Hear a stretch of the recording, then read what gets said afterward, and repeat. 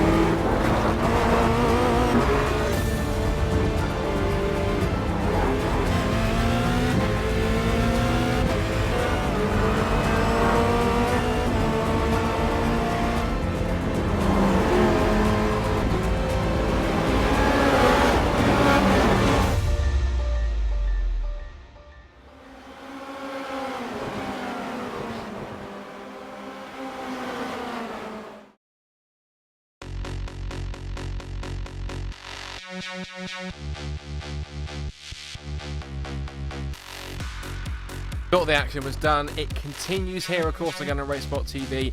We have travelled all the way to Belgium, to Stavelot, Francorchamps Stavelot in Belgium. Here, nestled in the Ardennes Forest, the legendary Circuit de Spa-Francorchamps hosts round number 6 of the 2K World Cup Formula Renault 2 Litre Championship here on Racebot TV and broadcasting on iRacing Live. Hello everyone, Scott Woodwis here alongside Cameron Walsh and Hugo Luis on cameras. And after the last round looking coming to the championship, it is Lucas Goetsch who leads the points by some 30, but only about 7 points from Freak Schothorst, with White Gooden in here as well in 3rd place. And Cam, it's a pretty close run championship. We're only 6 races into an 18 race calendar. This marks the 3rd of the way point, and the action has been just as close all the way through. Well, it absolutely has, and we've seen all sorts of different tracks that they go to. Spa, of course, the classic staple. We'll have to see here exactly what they want to do as the cars are now starting to get onto grid. They're going to be heading right towards Air Rouge, unlike heading towards La Source.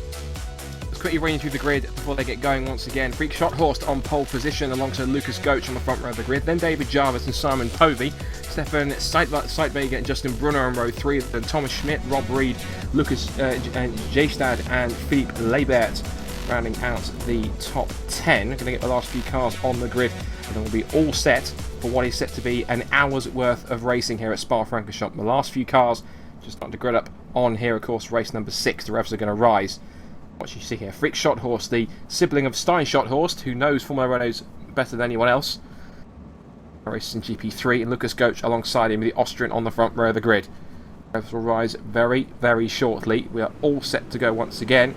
Revs are up, and round number 6 of the 2K World Cup in Formula Renault at Spa-Francorchamps is underway. Decent start from Freak Schothorst. Great launch away to slots into the lead. Also Lucas Goetsch in 2nd place. The field will pile down the hill towards the kink of Eau Rouge and then up the top of the crest of the hill at Radion. The field piling its way up towards the kink onto the Kemmel Straight for the first time, and everyone is line astern already. Lucas Goetsch, Luke moving to the outside to make it side by side. It's almost 3 wide. It's nothing. It's 4 wide down the pit back straight. This is incredible. This is almost impossible. Late braking. Who's going to get it round the outside? Is it going to be Simon Povey? It is going to be Simon Povey. Povey comes from row 2 to take the lead into Les Combes. What a fantastic start, Cam, and it's not over yet.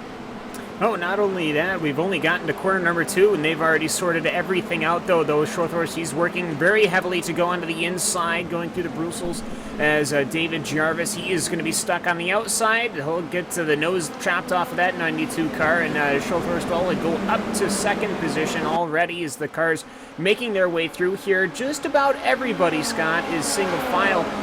There's a couple in the back that aren't, but everybody's seeming to make it through this first lap so far. And thankfully, it's pretty much unscathed through the double left-hander of Pouon. We've now still got Goetsch and Povey still side by side in the mix too as well. I think that's also Justin Brunner in the mix. We'll try and get a detail on them as soon as they come through. Up through the Fagnes chicane, the long sweeping left and right-handers. Back up towards the double right-hander of Stavelot. Top 2 already starting to break away. Simon Povey in the 51. leading with Freak Schothorst in second place. The man who leads the one last time out at Brands Hatch. Alice Stabilo blasting through the Ardennes Forest up to the dauntingly fast Blanchimont corner. Still nose to tail for third position. It's still Jarvis in the 92. Under attack now from Lucas Goetz, going round the outside in the 172. Here they come, side by side. Oh, it's collision. And that's now Ghost there in the mix as well, side by side. Is possibly Sightvager in the mix as well? It is. Sightvager going side by side. It's three abreast into the bus stop chicane. Sightvager goes around the outside of all of them, sees them all off and says, "See you later, boys." Incredible stuff. And on the exit, it's 2 by 2 hurrahs. They come down towards La Source. This is only the first lap, Cameron, and already it's hammer and tongs in the mid-pack. Oh, absolutely. And Stefan Sightvager, he was able to just dance so very tight on those brakes that he actually had to control the rears.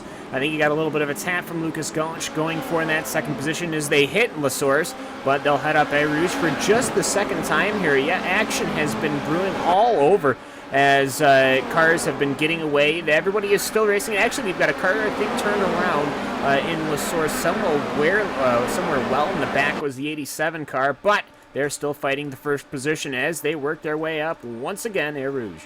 And it is again 3 wide. Sightvager on the Justin Brunner on the outside. David Jarvis in the mix as well, as is also Thomas Schmidt. They're going to hit Lecombe for the second time. They're 2 by 2 up the straight. And this is great. We saw racing. We have the first ever broadcast race that we had, of course, with the iRacing 4 and the Renaults. And the racing that we had, at least on the final lap, was anything but absolutely spectacular. And it was incredible to watch as again we see Brunner up the inside. I think that's a Thomas Schmidt in the 444. Schmidt is going to try and hold on if he possibly can.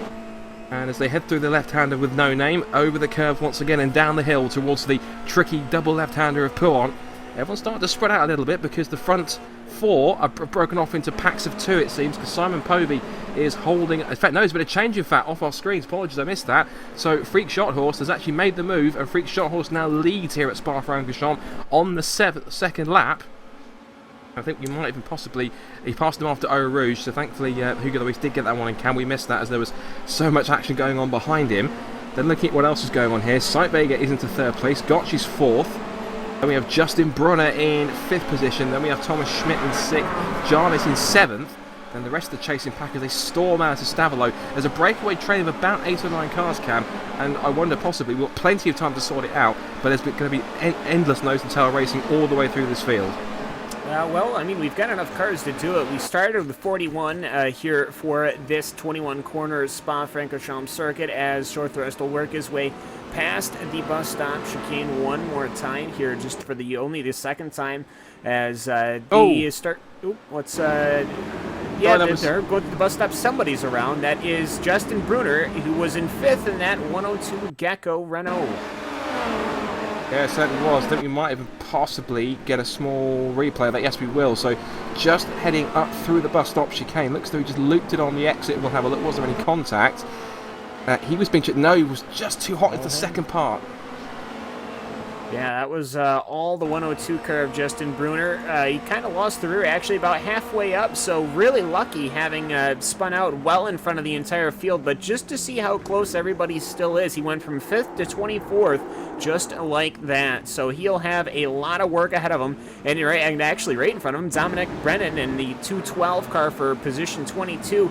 Nat Panda Motorsports car, he's going to be making it 2 wide, and you'll actually see 2 wide pretty much the entire stretch of the Kemmel Straight here as, Rene Osterkamp, he has gone off. He was in 12th position in that 129 car. He'll lose a bunch of positions, but you know what, Scott? We haven't seen necessarily the contact that you would have expected to see, and that is really helping out, keeping everybody relatively close together.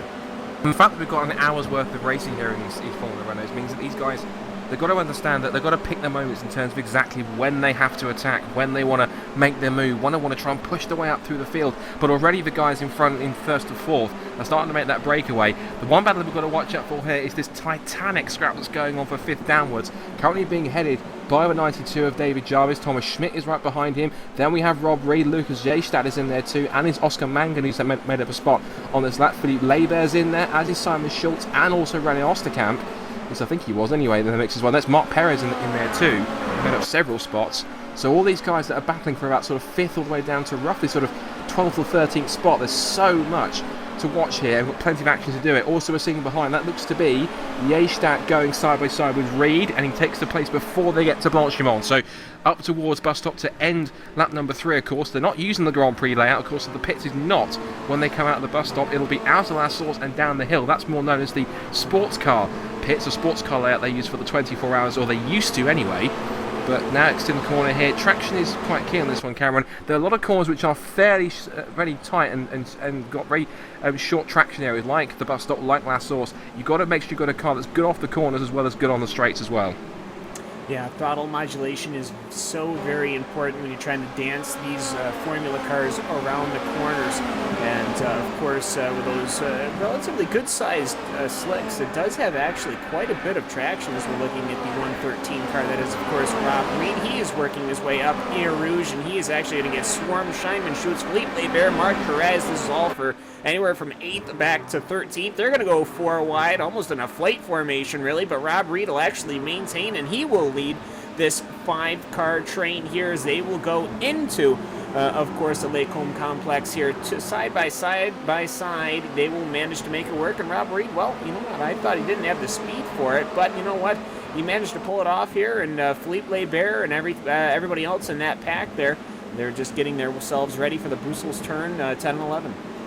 This is pretty classy racing, and Rob Reed with some stellar defensive effort, because he had pretty much a mass mob behind him trying to attack down towards Lake Holm, but he saw them all off. He had the braking advantage down towards the chicane at Lake Holm and just held them all off and held the place. He currently sits in 9th with the chasing pack, of course, headed by Simon Schultz, then, or Simon Schultz would be at the head of that. I think it is now, trying to see who it is at the head of that field now. I think it's actually Philippe Lebert in there. Yes, it is. Also, who is in there too? Is that Lucas Yestadt in there? Yes, it is Lucas Yestadt behind him. So Lucas has lost the spot last time we saw them across the line, but they were pretty close across the line last time when they came down the hill towards Eau Rouge. Quick shout out at the front. It's now Freak Schothorst out in the lead by 1.6 seconds from the 51 of Simon Povey. Stefan Saitveger currently sits in 3rd, but he only has about a 0.6 of a second advantage over the 172 of Lucas Goetsch.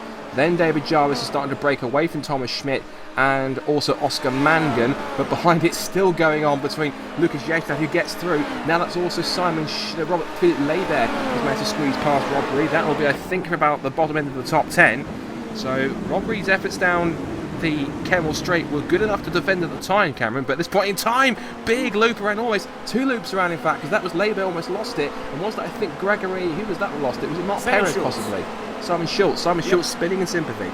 And, well, not only that, those guys were also spinning in sympathy for Stefan Seitwager, who had also spun. He was in 3rd just before he came on the exit of the bus stop. He will only lose 5 positions, so he'll go from 3rd down to 7th. But it seems that Tippin getting that power back on after the bus stop has claimed already 5 or 6 cars that have spun out here as everyone's heading up Eau Rouge once again. And for Rob Reed, well, you know, he's trying to perhaps keep up with his teammate. Philippe Lebert under pressure from Marc Perez for 10th position, but he'll end up backing off. I think they're just trying to catch up possibly to Oscar Mangan, the other Apex Renault that is here.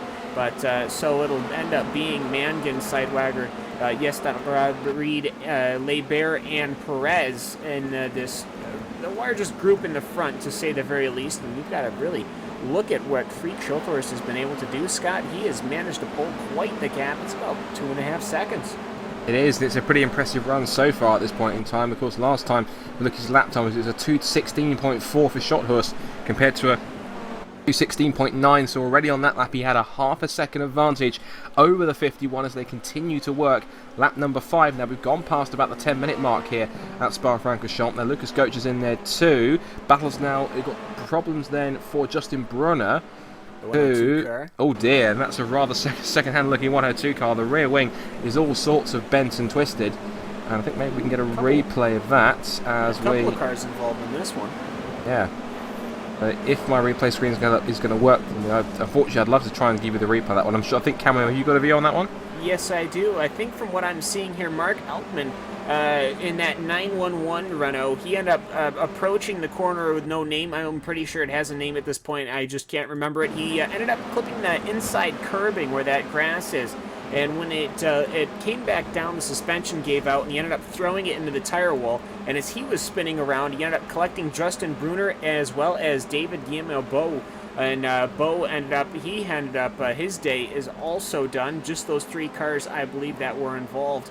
Well, actually, I believe David Bowe was still running in that 97 car, but he is obviously going to have to get that in and fixed.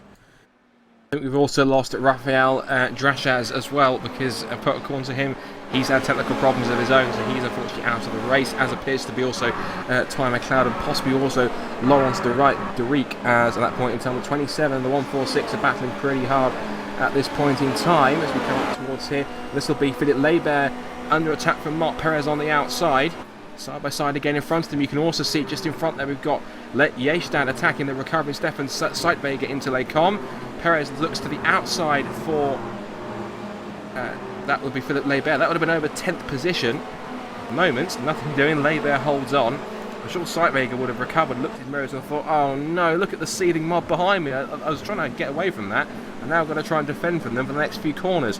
And at this point in time, he's being given the massive hurry up by Lucas Jestad in front, saying, come on Stefan, get on with it, otherwise Oscar Manga's going to continue sailing up the road in a matter of rate of knots.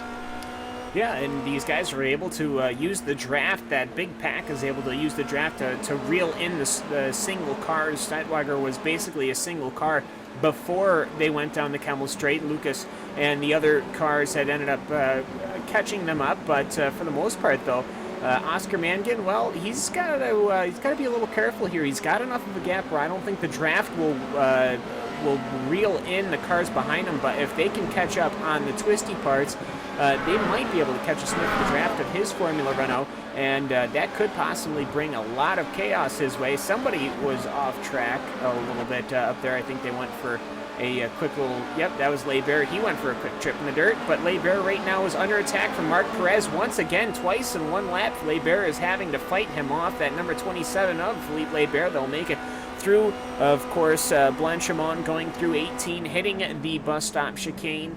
And ultimately, though, everyone making it through the chicane this time. Didn't see anybody spin, which is a good thing to say the very least.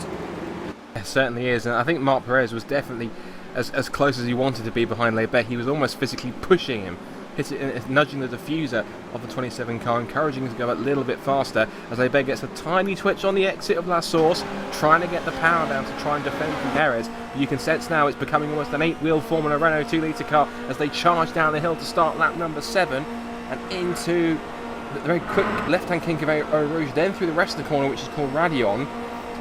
Contrary to some people's belief, the only little left-handed kink at the bottom of the hill is Eau Rouge, but that's irrelevant. What isn't irrelevant right now is a side-by-side move between Laibert on the inside of the corner, and he's got, well, he did have Marc Perez, the driver's left. Now Marc Perez has managed to slot his way through. That's now up to P10. Also in the mix as well, just ahead, we saw Lucas Jestad in the 193 has now made the move on Stefan Seitberger, and that's now for 7th position. So he's now moved up another slot, and whilst this is all happening, you have to also take into account as well, Thomas Schmidt and Oscar Mangan, they're not far away up the road. If these guys continue to sort each other out and help each other out in the draft, these two in front have got to be careful, because they don't have the benefit of a car in front to have a draft. They don't have the benefit of getting a slipstream, whereas these guys, they can technically sort of inadvertently work together. And if they do that, there's a potential that these guys could start to really incorporate those two into the battle of what could become 5th position.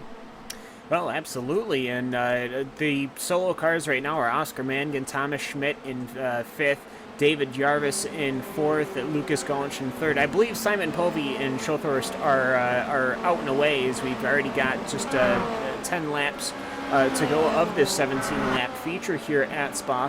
But, I mean, you have to give a shout-out, though. I mean, this is, right now, it's MSP Drivers Homes, Lucas Yost ahead of the Stefan Seitberger car piloted. That is the home racer car, the SimRC.de car, followed by a pair of Apex cars, and then you've got the Astor Sim Race, and then the TNT car of Philippe Laibert. So we've got quite a few different teams here that we normally see, and Joel Guez, of course, of the Gecko team. So really, you've got a lot of drivers that I think these guys normally see each other in the Skip Barber classes, but in these Formula Renault cars, they are still right on with each other, and I have a feeling here, perhaps Lucas Jastek, he might have enough of a gap where Sightwagger is not going to hustle up Air Rouge.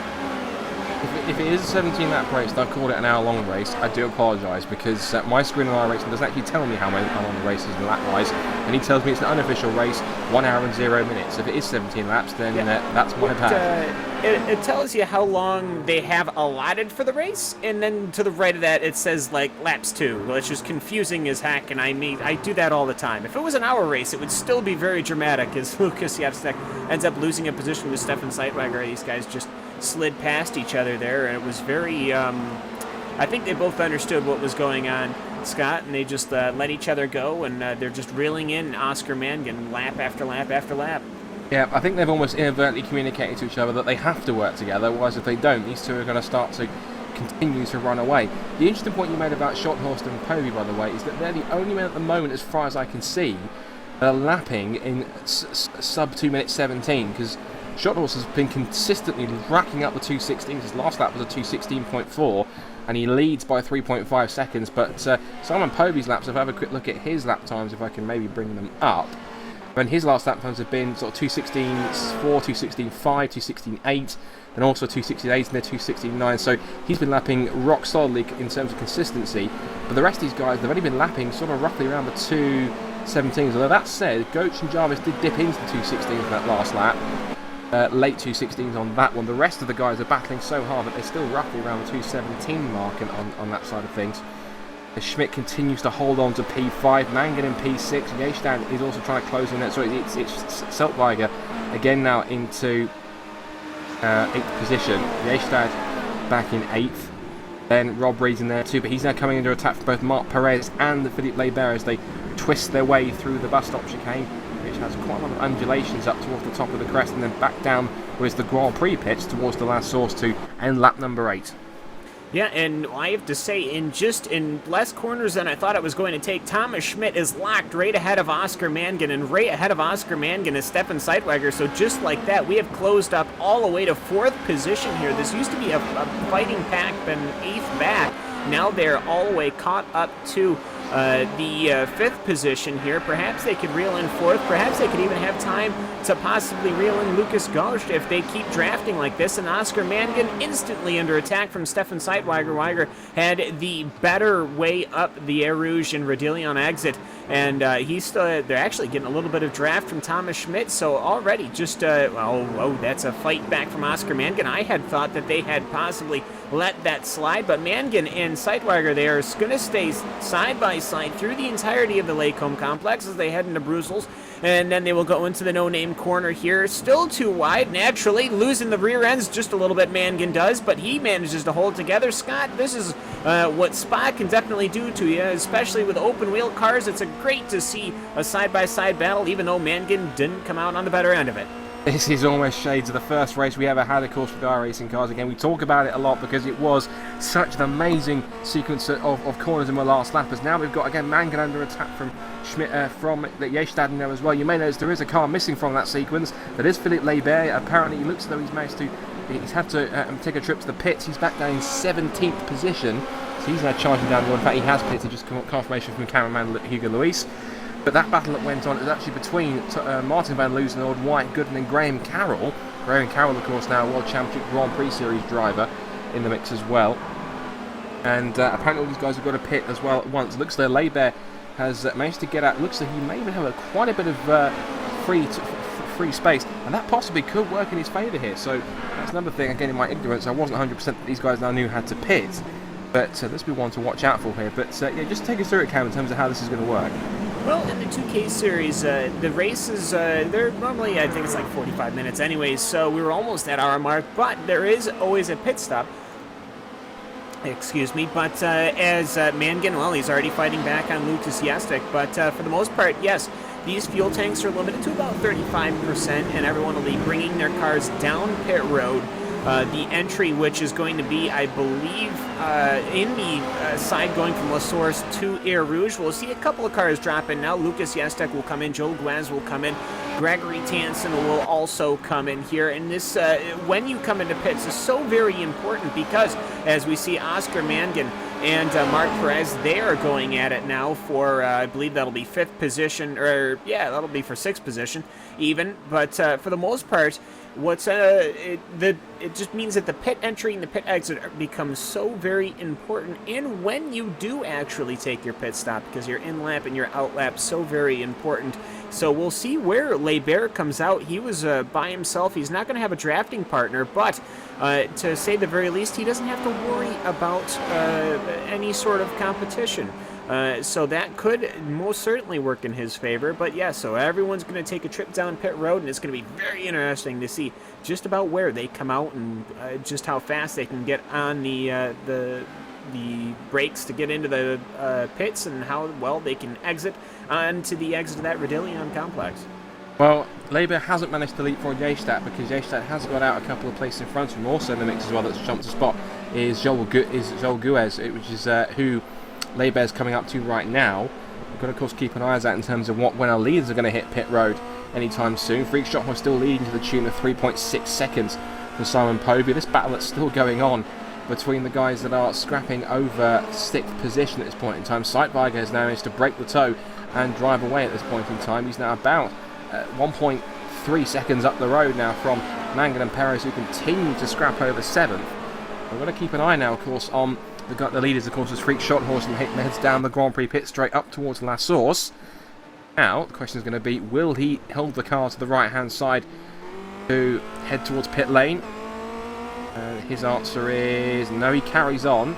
Simon Povey will be next down to the corner. He carries on too. He's feeling comfortable on the current fuel that he has right now.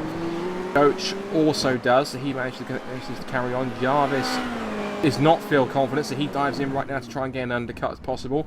Schmidt carries on, as does Sightweiger, as does Mangan. No, he doesn't. In fact, no, Mark Perez though dives in, as Rob Reed sweeps past as well. So pit stops happening in earnest here. None of the top 4 at the moment have managed to make stops just yet, but this should be pretty interesting to see if Freak Shot Horse's raw pace, who I just got to look at his laps to see just how consistent he really has been on that point in time. Not really too many have actually gone through practice. His race lap times are just phenomenal. His fastest lap was the 2nd lap of the race, 2:15.9. Since then, he has racked up lap times that have been pretty much within about 0.4 of a second of each other for about the last, must be 8 or 9 laps. That is unbelievably, that's ridiculous consistency. It just shows exactly why this guy is leading by the margin that he is. Unbelievable. Oh, absolutely. He manages to put on a show just about every week we are in these Formula Renault cars.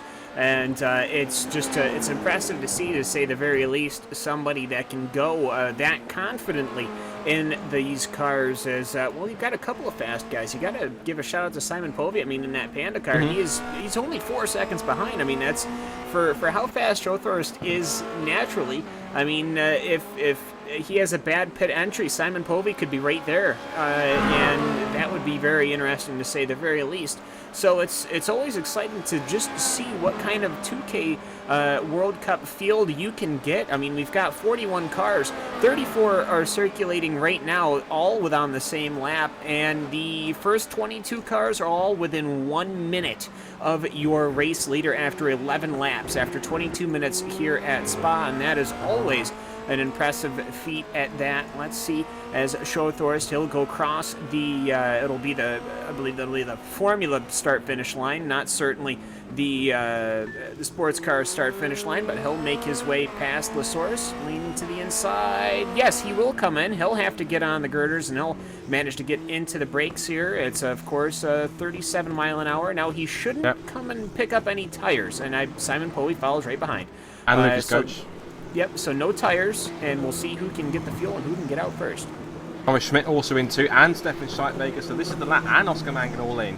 So these guys choosing this lap now, the end of lap number 11, to make that all-important stop, or the end of lap 10, I should say, rather. And just as Simon Povey stops, Freak Shothorst is away. That was a pretty rapid stop. It looks to be just to refuel and get back out once again. And the nice thing is, I don't think anyone has actually come past him, because the nearest man that was coming through was David Jarvis, who's only just come past the pit entry. So Freak Shothorst comes away, and he has got a nice comfort. I think he may have actually extended that by, or may not. We'll have to wait and see. But as they head out the pits now, they continue on their way. Now, there was a good battle that was happening between Lars Jacobs and Nicholas Landau as they come into pits. In fact, they're coming out of the pits together on the mix as well. Povey actually getting a second in that pit stop, so that's a pretty good work from the 51 crew to enhance his chances of closing in now. And the question now is going to be, unless we're on Cameron, how much more pace has he got now after this set pit stop now? Is he going to be able to try and close in, or is that rock solid consistency from Schotthorst more than enough to keep himself in front and get the win here at Spa-Francorchamps, his second win in a row after Brands Hatch? Well, I mean, we've got 5 laps here, and to say that Schotthorst could make a mistake is very true. Anybody could make a mistake here at Spa. It's not too far away, no matter where you are on the circuit. But Schotthorst, well, he did have a good pit stop. You know, he had a 5-second pit stop, which is slightly longer than everyone else. But, I mean, Lucas Gulch, he had almost a 6-second pit stop. But Povey, he was a little faster in the entirety of the lane. He was only 25.7 seconds from entry to exit, whereas Schotthorst was 26.2 seconds. But I don't think that's going to be enough. So Povey's closer. He's only 3.5 seconds back. So Schotthorst has to make sure he's on his toes here. One mistake and he could definitely catch up. And Gulch, well, he's managed to be set way back. He lost almost a second and a half. And the car behind him is actually one of the cars that, it won't be a lap down. Actually, be David Jarvis. He pitted way early, if I can recall, and he is going to be not that far away behind Gulch. So it'll be Gulch, Jarvis, Schmidt, Seidwager, Perez, Jestock, and Mangan, your front runners. And actually, from Mark Perez back, they're still fighting. Pretty smart work from Jarvis to make most of the clean air that he had after his early pit stop. That undercut has worked beautifully for the number 92 machine. He's now managed to push himself up to 4th position. He's now going to try and close in on Lucas Gulch, as you mentioned, and Thomas Schmidt holding 5th position. But I tell you what, this battle for 6th is still going on, because Seidwager is now, I've pronounced about 7 different pronunciations. I do apologise, Stefan, if I got any of those wrong. But Seidwager is holding on now to P6. P5 in fact, actually, because David Jarvis is up to 3rd in fact. So who was up? Someone's pitted in. So Lucas Gulch in the pits. It is. The Gulch pits for the second time. Unscheduled, yeah, that's something's not right there. So he will plummet right on down. That's the second time he's managed to come into the pits here, and that is just too bad to see. Something obviously not going to plan with his pit stop. Possibly a speeding penalty. Yeah, possible penalty, and that's unfortunate because Gulch looking pretty strong as the battle continues to rage on for this small little group that's now turning a scrap for 5th position. It's all shuffled out because I think that's Oscar Mangan at the top. No, it's not Oscar Mangan. It's Mark Perez at the front of that group now. Then we've now got Lucas Jestadt now in the mix in 7th position. Lucas Gulch, I keep calling Lucas Gulch. Oscar Mangan's now in 8th position on that one now. So this group of cars is continuing to scrap. Now Rob Reed is just a few seconds up roughly about a second up the road in 10th position behind them. Joel Guez is in 11th spot. In terms of where Gulch is, he will have come out already, but he's way down the order. I think he's somewhere around possibly where Philippe Leibert is, and that's somewhere around sort of 24th, 25th position, I'm afraid to say. 23rd. So that's a real shame. We've seen him slot in, I think, just in front of the number 1 of Kevin Vaughan. So he's the one that's really dropped down the order at that stage. But again, quick shout to Freak Schotthorst. The gap is now 3.7 seconds, and it is stabilising thanks to the second which Simon Povey gained in his pit stop. So Schotthorst has not been able to pull away too much in these first couple of laps after his stop. David Jarvis now finds himself in a perfectly strategised 3rd place.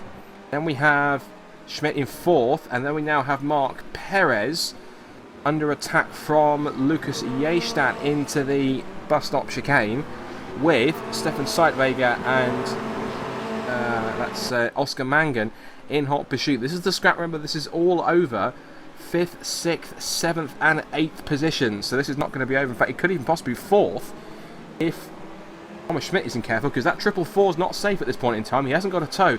These cars behind do, and they will start to scrap and start to pretty much...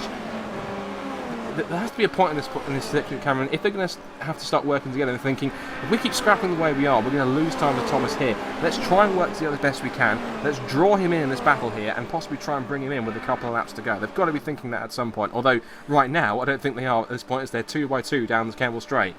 Well, I think that's exactly what a lot of them doing. I don't necessarily know if Mangan and Seidwager are doing that, but Perez, he stayed well to the left which would not be your normal exit, and that allowed Yestek to get the draft and then snoop behind, and that allowed Perez and Yestek to get just a little bit closer to Thomas Schmidt, that green and white Formula Renault car, as they go through the Brussels corner. They'll go to no name as that 444 is just getting slowly reeled in here. I believe they don't have enough time to catch to David Jarvis, and definitely not to Simon Posey or Freak Schulthorst, but they could still most certainly see a battle for that final, the first spot just outside the podium.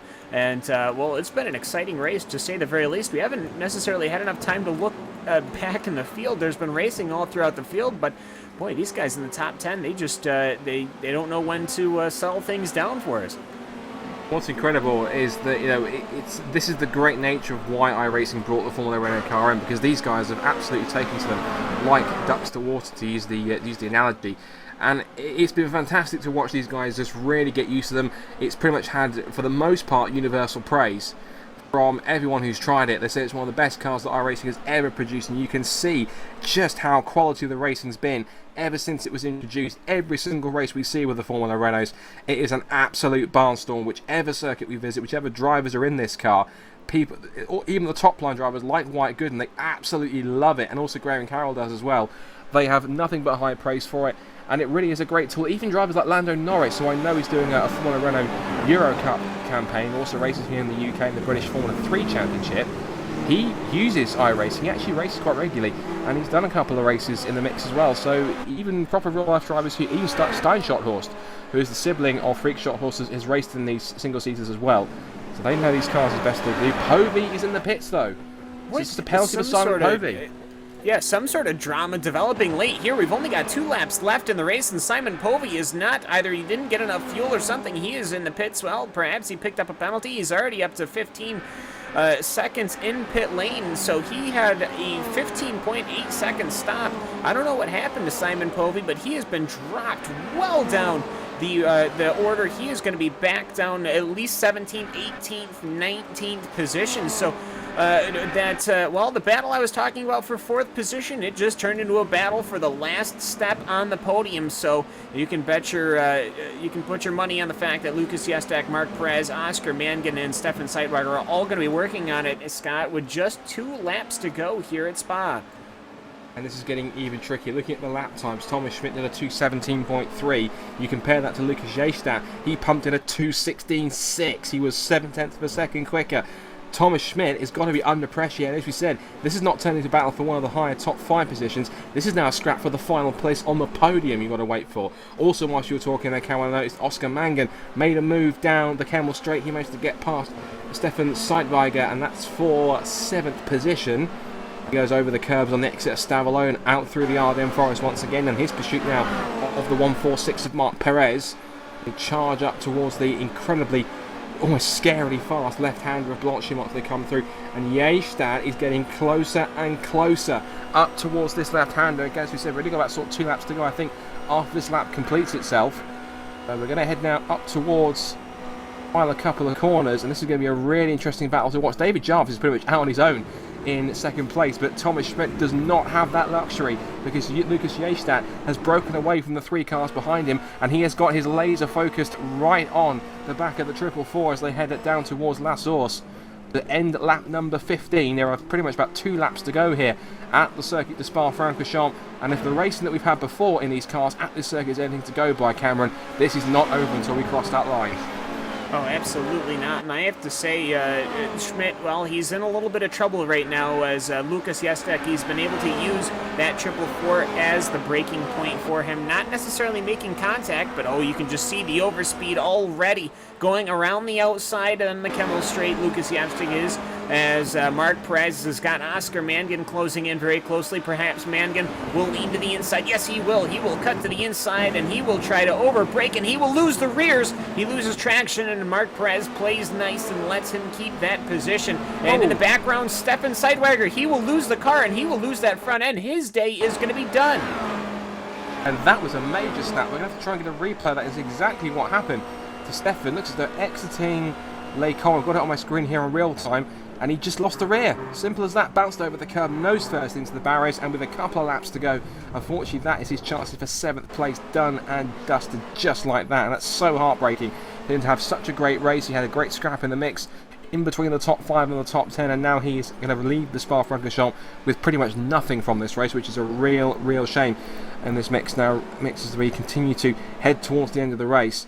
And well, just quickly towards the front, what can you really say about Freak Shorthorst? I guess you can say freak by name, freak by nature, because his lap times, I'll quickly check in with them again.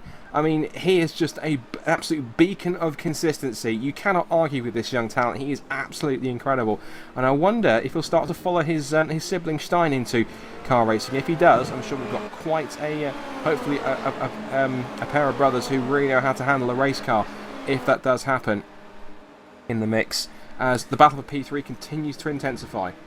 Well, it actually, business has picked up on the podium positions here as Lucas Yestek, he's managed to get around that 444, and that was actually, as we said, down the Air Rouge, as he managed to make the position. Well, he kept it over the entirety of the lap as we are just about to start the final lap, the white lap here, the white flag lap here at Spa-Francorchamps for the 2K World Cup Formula Renault 2.0 series. But Lucas Yestek, well, he will be in third as Mangan ended up making the position over Perez. But Scott, I believe Perez is going to have the fight back right on Mangan going up through Air Rouge and Rodillion.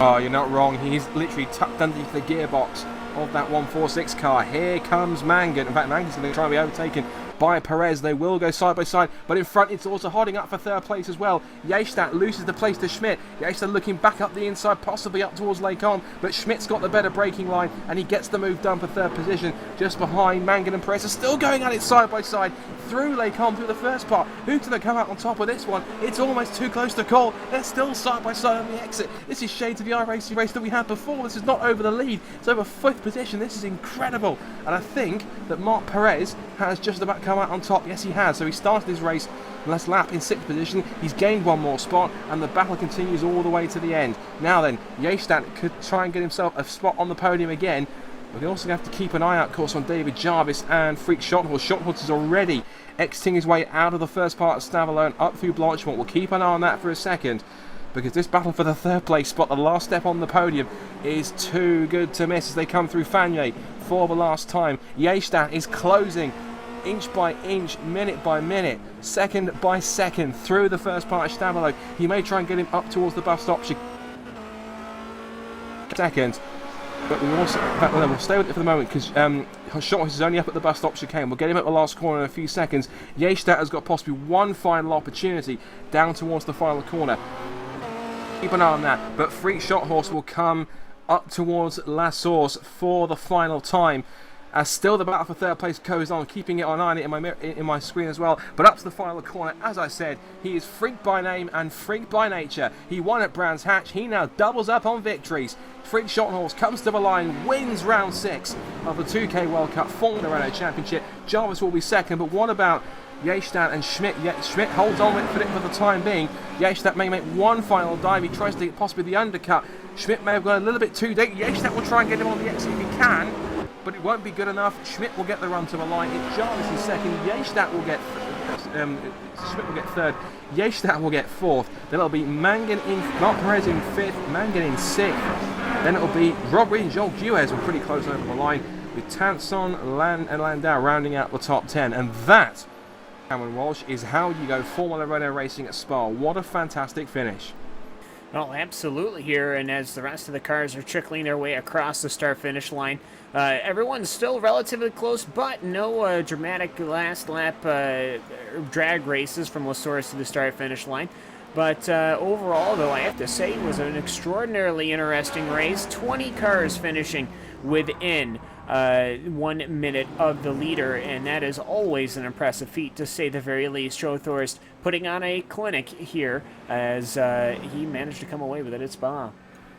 Yeah, he certainly did. And also a quick note on Lucas Goetsch. He managed to come through in 19th place behind David Soranzo in the 7th rear. That's a real shame, but lots of congratulations going on. But of course the results are going to come up on your screen any moment now. Freak Shorthorst wins by 14.8 seconds from some brilliant strategy by David Jarvis.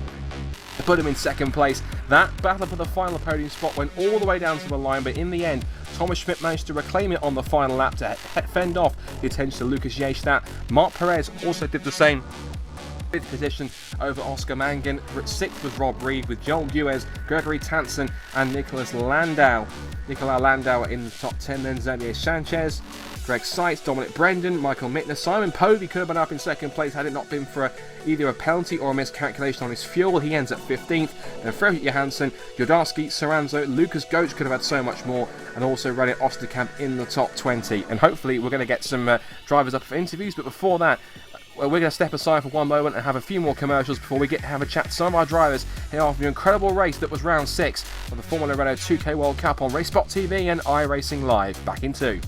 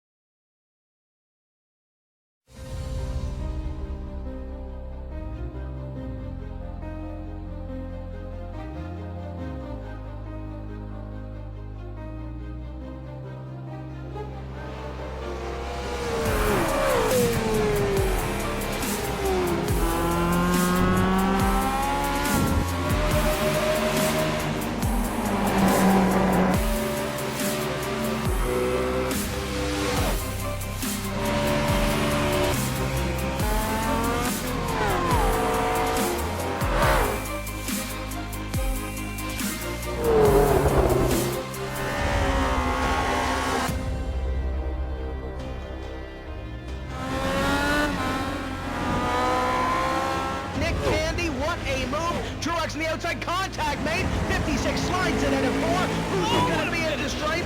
Dead even, give it to Ryan Truex. Truex is your winner over Tandy.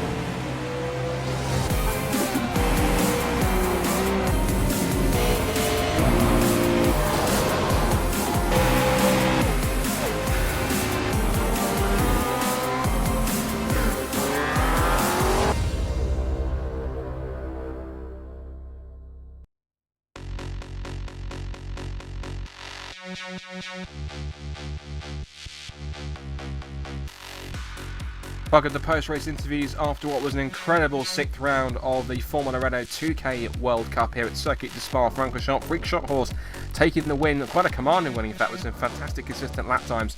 We'll try and get as many drivers as we possibly can that are around. One driver that we do have to have a chat to is the man which was up in the top 10 for quite a while, but then dropped down after a few problems. It is Philippe Leibert. Philippe, good to talk to you. A great race in the early part, but it all sort of went wrong for about halfway through. Just talk us through it. Yeah, I made a mistake, and I don't know the turn number, but it's the one after the downhill hairpin, and I hit the wall, so I had to pit for repairs, and yeah, that was it. Race over. And then I got involved in another incident, which disqualified me because I had too many incident points.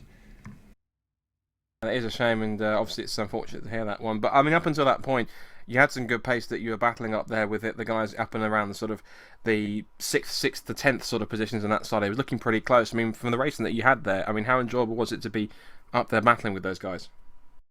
Well, it was very frustrating. I had immense understeer. I mean, when I was following another car, I've never had that before, so I didn't know what was going on. So I decided to pit early to get some clean air, but then I got stuck behind Joel Goetz, I think. and I had it started all over again. I just didn't have any front end grip, and the pace just wasn't there. I couldn't do anything. Okay, well, it's unfortunate you had a bad day on that one, so fingers crossed you can try and bounce back in my next round. But for the racing that you did put on, that you're up there, it was good to see you up. Good to see you fighting so hard up towards the top 10, and fingers crossed we'll see you next time out at Canadian Tire Motorsports Park. We're fortunate to be better. But for now, Philippe, thanks very much. Thanks. Bye. Unfortunate day's work for Philippe Lebert, I'm afraid to say, but hopefully it'll be better next time out. And of course, moving forward to next time out, of course, before we do that, just some quick words from Cam. Cam, another brilliant race, of course, with the Formula Renaults. Again, they never fail to disappoint, and especially at Spa. It wasn't, the last lap battles weren't exactly as intense as we have had before with these cars, but they were still worthy of some fantastic race specs with the racing. It's incredible to watch. Well, it absolutely is, and of course you can never go wrong when you've got car after car after car just within seconds of each other. I mean, third and fourth finished with 0.3 apart. Fifth and sixth finished 3 tenths apart as well. I mean, in seventh and eighth finished within 1,000th of each other, or 100th of each other. So I mean, when you have that much competition, it always has a good show. And Spa-Francorchamps delivers once again, open wheel, closed wheel, being sports cars, whatever we put here, even trucks, the Craftsman trucks, those things even are a blast to rip around here. But it always proves to have a great race, and we can see why this 21-turn classic circuit. Craftsman trucks around Spa-Francorchamps. I never thought I'd even consider think of that, but now thinking about it, I want to see that now. Anyway, moving forwards, of course, these guys will do it all over again in 2 weeks' time. Of course, they'll be heading from Spa-Francorchamps to Canadian Tire Motorsports Park, or Mosport, as some people know it, 2 weeks from now at the same time.